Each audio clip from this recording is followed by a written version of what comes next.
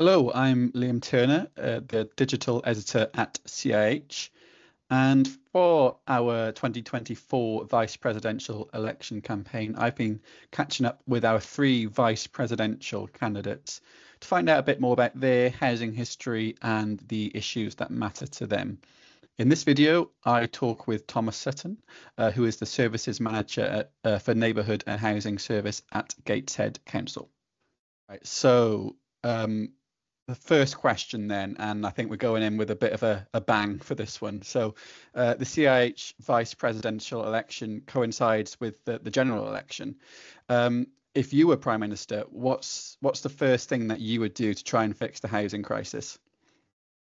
Yeah, I think there's obviously a lot that needs doing, but I think the first place I would start is just trying to sort out what is a very, very dysfunctional private rented sector. And I think the first action within that would be to finally get the Renters Reform Bill to royal assent, just to stop the absolute madness of Section 21 of eviction notices, which drive homelessness every day in this country, and it's a stain on all of our consciences, really, that's been allowed to continue for so long. I think beyond that, which pretty much all political parties agree with implementing, I think there's also a need to do something around introducing rent rises that occur in the private rented sector, and also expand the decent home standard to the private rented sector with resources to properly manage it. I think for me that is a really key jigsaw piece around how we can solve the housing crisis, and at least in the short term start to give people some stability in their lives. And I think that's really, really important. So that would be my first thing I would do if I was to be Prime Minister. And I'm hoping whoever is Prime Minister takes a leaf out my book in that regard. Yeah, and I guess the next question is linked to that. But what do you see as the most significant challenge facing the housing sector right now? So I think the most significant challenge facing the housing sector right now is that we have a bit of a problem with the discourse in the UK that housing amongst a lot of the population is almost seen as an asset class, seen as a commodity in the way that housing is spoken about. People think nothing of seeing ballooning housing wealth as a really, really good thing. And I think that is a big challenge for the housing sector, because I believe that housing, the main purpose of housing is that it should be shelter, and there needs to be enough of it to go around. And obviously, when it becomes commodified and it's an asset class, that means that people speculate on it. There's money to be made in the scarcity of it. And that's where I think the discourse is all wrong. So I think being more confident as a sector, being more confident as people with ideals, we need to be able to articulate that housing should be seen as a shelter, as a necessity, rather than something that can be speculated upon. And so I think changing the discourse in sort of middle England, if you like, around housing is the biggest sort of challenge facing the housing sector, because if we can tackle that and get people to see housing for what it should be, then we'll then have an opportunity to implement the policies that will actually really address the housing crisis. And that might include, as unpopular as it might be, there might have to be some deflating of the housing market, and people might have to accept that the housing wealth might have to shrink in order to be able to allow housing to be shared more fairly amongst the wider population. So I think that for me is a really big challenge facing the housing sector right now, and one that I hope whoever comes into government and will support as a sector, as a housing profession, is willing to tackle and try to change that mindset. Yeah, yeah, and moving on to some more personal questions, I guess. What's been the proudest moment of your housing career so far? I think on an individual level, from a status perspective, I think winning the National Housing Federation -24 Young Leader of the Year award a few years ago was pretty amazing to get that sort of acclaim from the wider housing sector.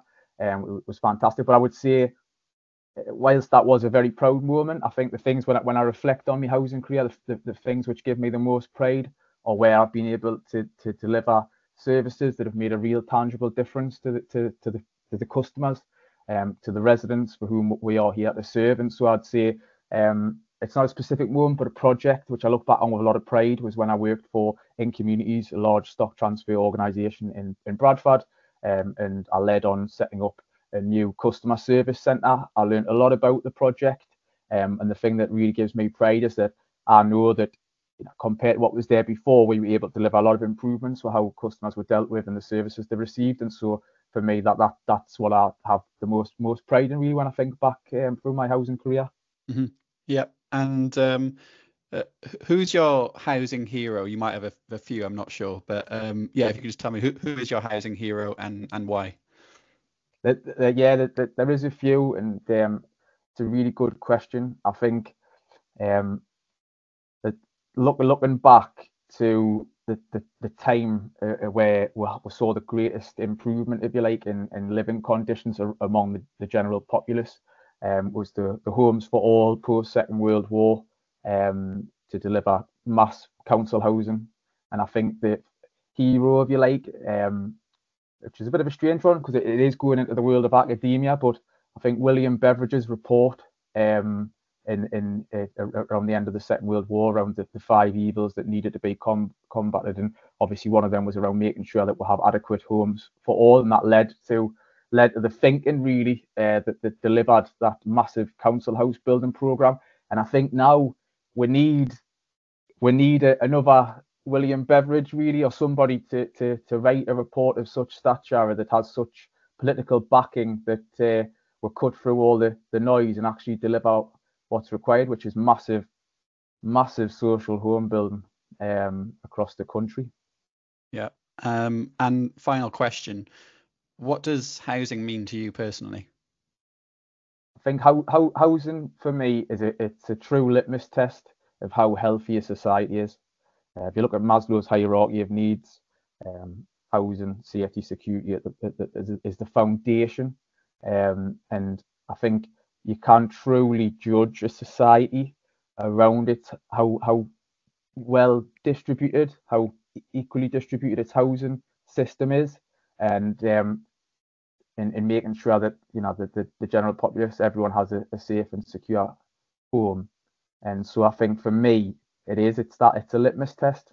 Housing is a litmus test of how healthy a society is, and I think that does pose some quite big questions to the United Kingdom at this moment in time.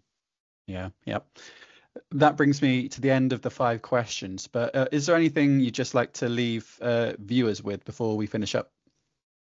Yeah, I just for all the fellow CIH members out there, I really do. Whoever you vote for, obviously, I'd like it to be me, but the other 2 candidates are fantastic. Also, I would urge everyone to get involved, cast your vote. It's great to have this democratic opportunity for our professional organisation. It's such a crucial time for the sector as well, with the professionalisation agenda. So whoever it is who becomes the vice president and then the president, their input on how these things are implemented over the next couple of years is going to be really, really vital. So yeah, I would just ask everyone to cast your vote and take part in this what of many democratic processes that are underway at this moment in time. Yeah. All right. Yeah. Thank you, Thomas Sutton, for talking with me today, and good luck with the rest of your campaign. Thank you. Thank you.